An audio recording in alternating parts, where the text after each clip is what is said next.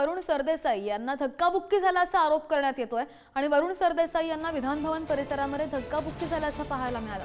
उपसभापती नीलम गोऱ्हेंच्या सुरक्षा रक्षकांकडून धक्काबुक्की केली गेली असं वरुण सरदेसाई म्हणतात।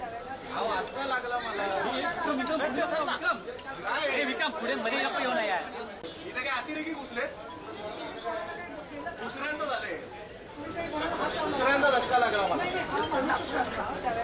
आत्ता लागला मला। इथे काय अतिरेकी घुसले? दुसऱ्यांदा झाले। दुसऱ्यांदा धक्का लागला मला।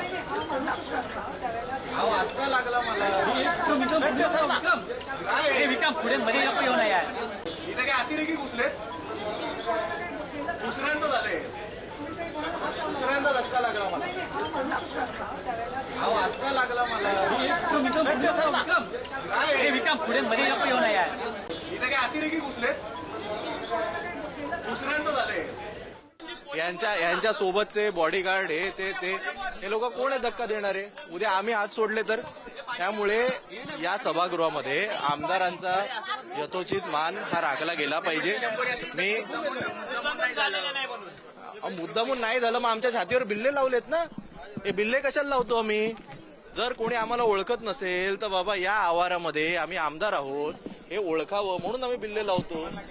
म्हणजे काय मग आता उपसभापतींसाठी मग वेगळी बस काढा, त्यांच्यासाठी वेगळं विमान डायरेक्ट विधान भवनाच्या टेरेसवर उतरवा।